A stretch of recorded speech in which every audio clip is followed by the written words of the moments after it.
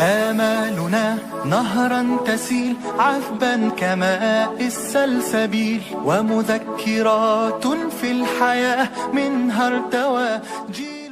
in la guulaysto ma ahan shay adag siday u malaynayaan dadyow badan gaar ahaan dhalinyarada guushu waa waddo dheer oo u baahan adkaysi iyo sabir balse nasiib xumo dadku markay ka sheekaynayaan guusha waxay hilmaamaan ama ay silmaansiiyaan caqabadaha ka sokeeya guusha midaasi oo loo baahan yahay inay wajahaan haddaba walaal aan kula wadaaga 15 fure ee guusha kow waxaa qasaba inaad go'aamiso waxa aad doonayso waa maxay qiimaha aad diyaarka u tahay inaad bixiso ha ahaato waqtigaaga ama dadaalkaaga si aad u gaarto hadafkaaga guusha labo ku kalsoonow Allah subxaanahu wa ta'aala Allah oo la baryo ducadana lagu celceliyo maalin kasta waa mid ka mid ah furayaasha ugu waaweyn ee guusha Allah subxaanahu wa ta'aala wuxuu xadiis al-qudsi ku yiri anigu waxaan ahay malaha adoonkayga hadduu qeyr malaysto wuu leeyahay hadduu shariga malaystana wuu leeyahay saddex wax ku oolnimaya naftoo lagu kalsoonaado Allah awoodo fara badan ayuu kugu abuuray oo aad ku xaqiijin karto guushaada haddaba isticmaal awoodahaaga oo ku kalsoonow naftaada afar xasuusnow in qof waliba oo guulaystay uu ahaa sidaada oo kale mid maalin kuriyooda inuu guulaysto oo walibana la yaabanaan jiray dadka guulaystay qaabkay u guulaysteen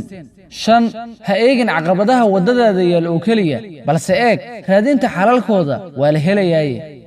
lix adigu dadka kale asla barbardhigin oo ha isdhihin ma guulaysan kartid sida hebel u guulaysan waayey oo kale balse aaminsanow inaad guulaysan karto keligaa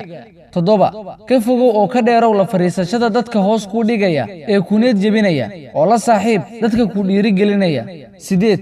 xiriir la yeelo dad leh waxtar markaad dadka xiriir la samaysa caalamkan xiriir ayaad la samayn kartaa oo guulaysan kartaana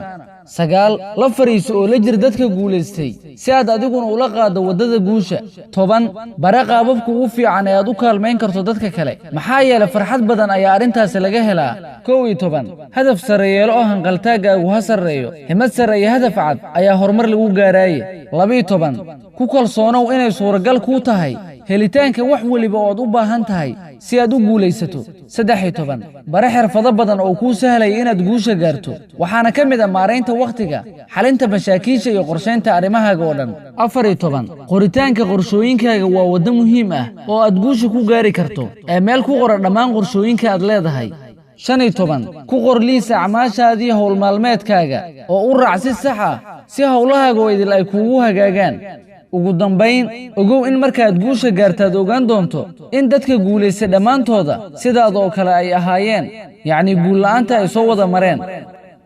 أمضي على سنن الهدى وعن المبادئ لا نميل بالعزم نجتاز المدى ونسابق الدرب الطويل افرض وجودك في الحياة وكن كما وقع المطر وانثر حروفك في السماء نورا كما ضوء القمر